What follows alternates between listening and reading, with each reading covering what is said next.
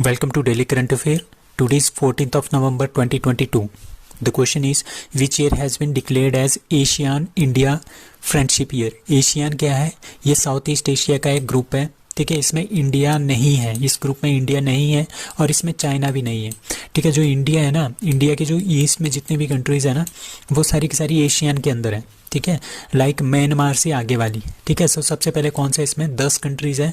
Myanmar, ठीक है, दूसरी थाईलैंड, तीसरी Vietnam, Laos, Cambodia, Brunei, Philippines, Malaysia, ठीक है, सिंगापुर, इंडोनेशिया. ठीक है, तो हमारे पास ये कितनी होगी? 10 कंट्रीज़ है. ये सारी की सारी 10 कंट्रीज़ मिलकर बनाती है एशियान. ठीक है, इंडिया इसका मेंबर नहीं है, बट इंडिया की फ्रेंडशिप इनके साथ बहुत अच्छी है. ठीक है, इंडिया क्या है, सेक्टरल पार्टनर रहा है एशियान का 1992 से. ठीक है, और 1992 से हम इसके पार्टनर रहे हैं और 2022 में इसका टोटल कितना हो गया? 30 साल हो गए. ठीक है, 30 साल हो गए फ्रेंडशिप के. तो उन्होंने 2022 को क्या डिक्लेयर कर दिया है इस बार? ये हमारे पास एक फ्रेंडशिप ईयर है. किसके बीच में? एशियन और इंडिया के बीच में. अब ये जितनी भी कंट्रीज़ है ना, ये एशियन की जितनी भी कंट्रीज़ हैं, इनकी चाइना के साथ नहीं बनती है. ठीक है, और इनकी इंडिया के साथ बहुत अच्छी तरह से बनती है. ठीक है, और अब पता है आपको कि इंडिया की चाइना के साथ भी नहीं बनती और इन कंट्रीज़ की भी चाइना के साथ नहीं बनती.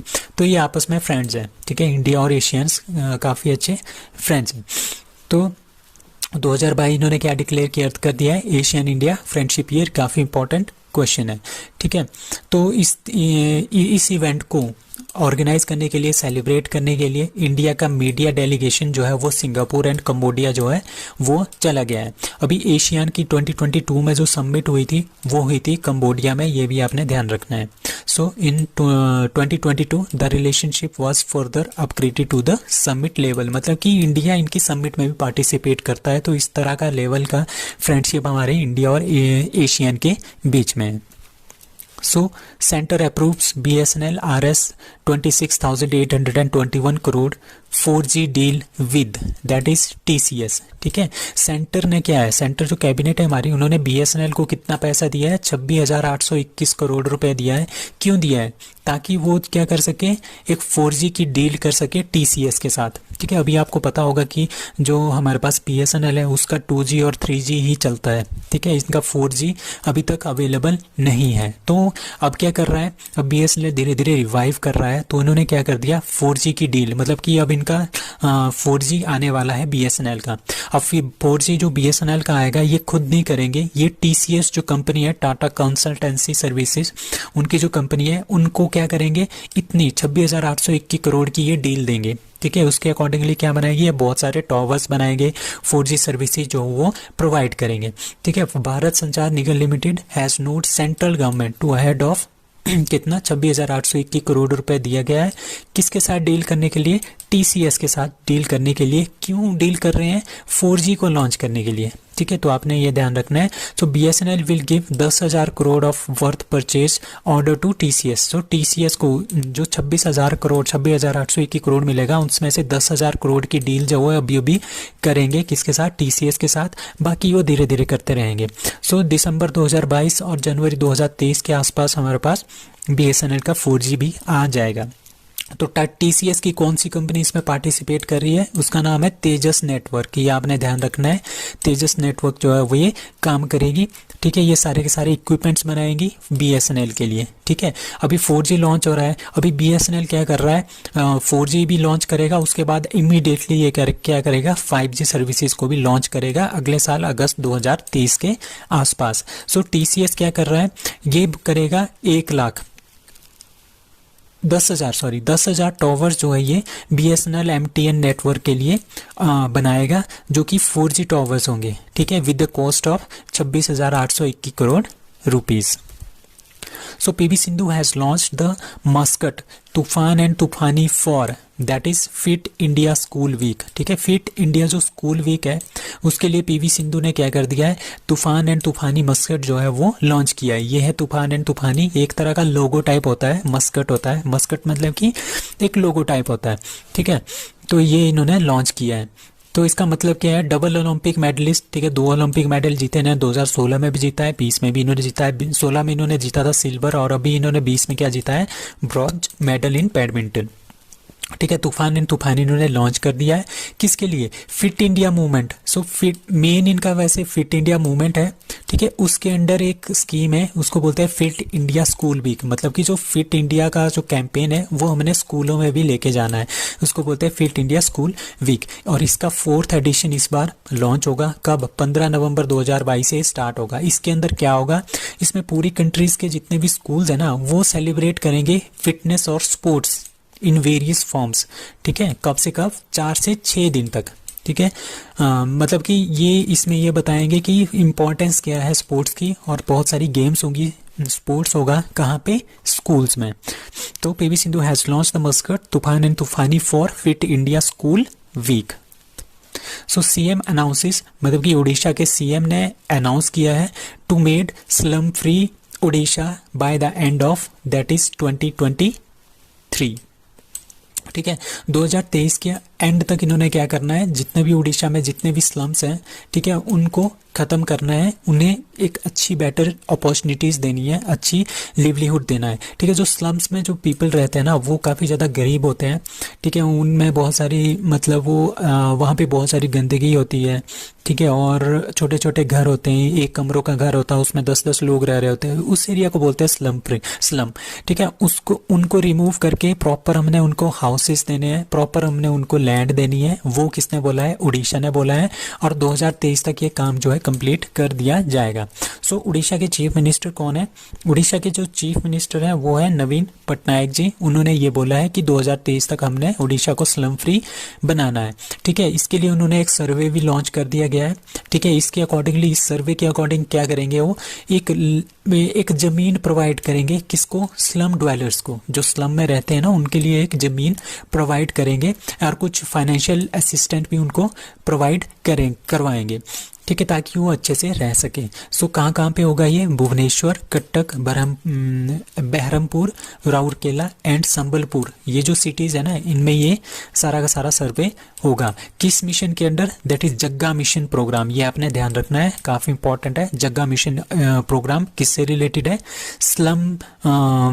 स्लम फ्री स्टेट बनाने के से रिलेटेड है। और कहाँ की है? उड़ीसा की ये स्कीम है। ठीक है, ठीक है। और नवीन पटनायक ने एक डिक्लेयर किया है कि जो हिंजिली एंड दिघा पहाड़ी एरिया है, ठीक है, जो 2 टाउन है, इसमें एक भी स्लम्स नहीं है। तो ये भी क्वेश्चन बन सकता है कि नवीन पटनायक ने किस किस टाउन्स को जो है वो स्लम फ्री घोषित किया है। That is Hinjili and Digha पहाड़ी।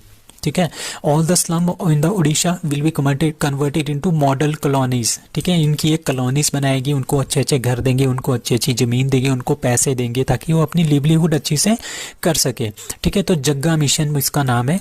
ठीक है, और कौन इसमें हेल्प कर रहा है? दैट इज टाटा स्टील, जो फाउंडेशन है वो इसकी उड़ीसा की हेल्प करेगा। So who became friendship ambassador of Switzerland? ठीक है, that is D Neeraj Chopra. तो नीरज चोपड़ा क्या बने? एक फ्रेंडशिप एम्बेसडर बने हैं स्विट्जरलैंड के विद इंडिया के साथ। मतलब कि जो इंडिया से जितने भी टूरिस्ट आएंगे ना स्विट्जरलैंड के लिए, ठीक है, उनको प्रमोट करना है। क्या करना है? Adventure sports. ठीक है, स्विट्जरलैंड में बहुत ज़्यादा क्या होता है, हमारे पास एडवेंचर का स्पोर्ट्स होता है, उसके लिए, ताकि इंडियन ज़्यादा से ज़्यादा जो है एडवेंचर स्पोर्ट्स के लिए, स्विट्जरलैंड में एडवेंचर स्पोर्ट्स के लिए ज़्यादा से ज़्यादा अट्रैक्ट हो, उसके लिए क्या बनाया है? नीरज चोपड़ा को फ्रेंडशिप एम्बेसडर बनाया है स्विट्जरलैंड का। ठीक है, तो इन्होंने क्या किया था? अभी गोल्ड जो इन्होंने 2020 टोक्यो ओलंपिक में गोल्ड जीता था ना, एकमात्र गोल्ड जो है हमने जीता है। ठीक है, टोटल हमने 7 मेडल जीते हैं ओलंपिक में, 1 गोल्ड, 1, 3, 1, 2 एंड 4। ठीक है, 4 bronze, 2 silver and 1 gold. So 1 gold किसने जीता है? नीरज चोपड़ा ने जीता है जेवलिन थ्रो में। और जो जिस जेवलिन से इन्होंने ये गोल्ड जीता है, वो इन्होंने चैरिटी में नहीं, मतलब कि ओलंपिक म्यूजियम है, कहाँ पे? स्विट्जरलैंड ल्यूसाने में, वहाँ पे रख दिया है। और ये ओलंपिक म्यूजियम ल्यूसाने में कब बना था? ये बना था 1993 में, और इंटरनेशनल ओलंपिक कमेटी ने इसको बनाया था। तो इसके चलते इनको क्या बना दिया गया है? फ्रेंडशिप एम्बेसडर बना दिया गया है स्विट्जरलैंड के लिए। So which country is the leading producer of millets with 41% of global production? That is India.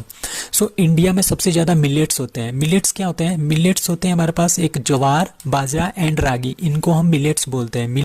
Millets मतलब कि इसमें बहुत सारे क्या होते हैं, न्यूट्रिएंट्स होते हैं। सबसे ज़्यादा न्यूट्रिएंट्स जो है हमारे पास कहाँ पे होते हैं, मिलेट्स में होते हैं। मिलेट्स मतलब ज्वार बाजरा और रागी में होते हैं in the world. And estimated मतलब कि 41% जो ज्वार बाजरा और रागी है मतलब कि मिलेट्स हैं वो हम इंडिया में ही उगाते हैं। ठीक है, इसको बोलते हैं वैसे मोटा अनाज भी बोलते हैं इसको, जो मोटा अनाज होता है ना ज्वार बाजरा और रागी, उसको बोलते हैं हम मिलेट्स। ठीक है, 41% टोटल जो वर्ल्ड में टोटल अगर 100% है, ठीक है, जो भी हमारे पास मिलेट्स हैं उसमें से 41% तो अकेले इंडिया में ही हो जाता है। ठीक है, तो टॉप प्रोड्यूसर मिलेट्स का कौन है, दैट इज इंडिया। और ये न्यूज़ में क्यों है, ये न्यूज़ में इसीलिए है क्योंकि इंडिया वाले क्या कर रहे हैं, इस मिशन को मतलब कि जो मिलेट्स हैं उसका एक्सपोर्ट करने के लिए वो सोच रहे हैं कि हम बहुत से ज़्यादा मिलेट्स जो है बाहर एक्सपोर्ट कर सकें, ताकि जैसे हमारे पास रिटेल सुपर मार्केट्स वगैरह होती है लाइक लुलु ग्रुप, वॉलमार्ट, यहाँ पे हम इसको अच्छी तरह से बेच सकें ताकि हमें हमारे क्या हो जाए, ज़्यादा से ज़्यादा आमदनी हो बाहर से, हमारा फॉरेन रिजर्व बढ़ जाए। तो इसके लिए ये क्या करेंगे, इंडिया से जितने भी मिलेट्स हैं उसको हमने बाहर एक्सपोर्ट करना है ताकि इसकी डिमांड बहुत ज़्यादा बढ़ जाए। इससे किसानों को भी फ़ायदा होगा और इंडिया को भी फ़ायदा होगा इकोनॉमी में। So Indian army host fair to commemorate diamond jubilee celebration of battle of Walong named Walong Mela at, मतलब कि जो वोलोंग मेला है इंडियन आर्मी ने कहाँ पे होस्ट किया है, दैट इज अरुणाचल प्रदेश। अरुणाचल प्रदेश में एक वोलोंग नाम का जगह है, वहाँ पे क्या हुआ था 1962 में, क्या हुआ था 60 साल पहले। ठीक है, 60 साल पहले बैटल ऑफ वोलोंग हुई थी 1962 में, कहाँ पे, अरुणाचल प्रदेश में। ठीक है, वहाँ पे क्या हुआ, हमने जो चाइनीज सोल्जर आए थे उनका डट के सामना किया था इंडियन आर्मी ने। ठीक है, बहुत अच्छी तरह से उनका मुकाबला किया था इंडियन आर्मी ने, और इंडियन आर्मी ने वहाँ से उस पर्टिकुलर प्लेस से उनको भगा दिया था।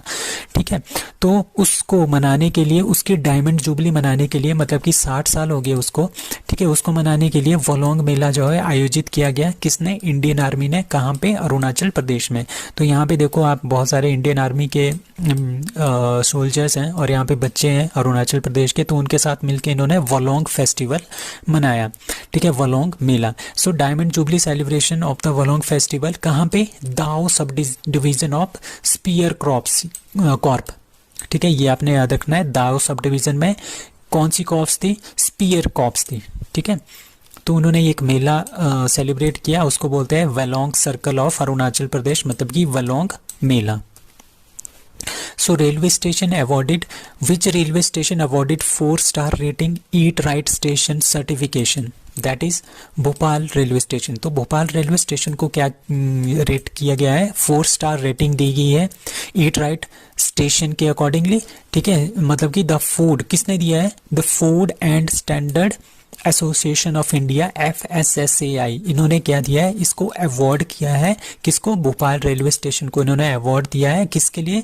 ठीक है, ईट राइट स्टेशन मतलब कि यहाँ पे जो भी खाना मिलता है ना वो काफ़ी अच्छा हाई क्वालिटी का है, न्यूट्रियस फूड है। ठीक है, और काफ़ी ज़्यादा हाइजीन का ख्याल रखा जाता है, तो इसके लिए इनको 4 स्टार्स, ठीक है, 4 इनको स्टार्स मिले हैं, 4 स्टार्स रेलवे स्टेशन का दर्जा मिला है। अब FSSAI के चेयरपर्सन कौन है, राजेश भूषण। CEO कौन है, अरुण सिंघल।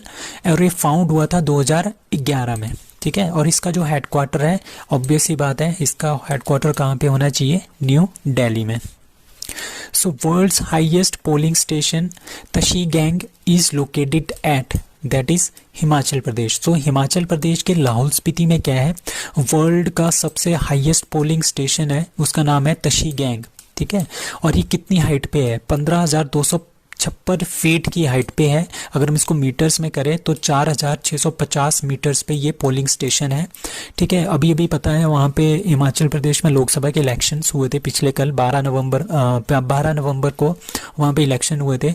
उसमें क्या हुआ, तो तशीगंग इलाका है वहाँ पे 100% वोटिंग होगी। 100% वोटिंग इसीलिए हुई क्योंकि यहाँ पे जो लोग हैं वो 52 ही लोग जो है रजिस्टर्ड वोटर हैं, जिसमें से 22 वुमेन है और 30 मैन है।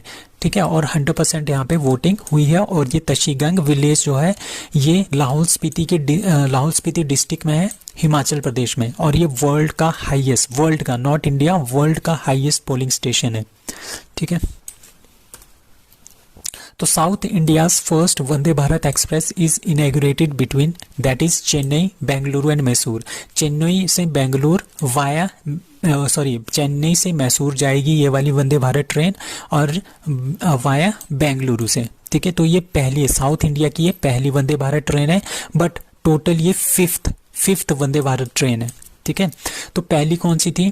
पहली थी न्यू दिल्ली टू वाराणसी, ठीक है। दूसरी कौन सी थी? न्यू दिल्ली टू माता वैष्णो देवी, ठीक है, कतरा तक, ठीक है, दिल्ली टू कतरा, ठीक है। तीसरी कौन है? मुंबई से अहमदाबाद, गांधीनगर, ठीक है। और चौथी कौन सी? अभी कुछ दिन पहले चौथी भी इन्होंने इनॉग्रेट की थी हिमाचल इलेक्शन के चलते, that is New Delhi to Una Amb. उन्ना अम्ब कहाँ पे है? हिमाचल प्रदेश। और फिफ्थ कहाँ पे है? जो कि साउथ इंडिया की फर्स्ट है, दैट इज चेन्नई से मैसूरू के बीच via Bengaluru. So that's all for today, thank you.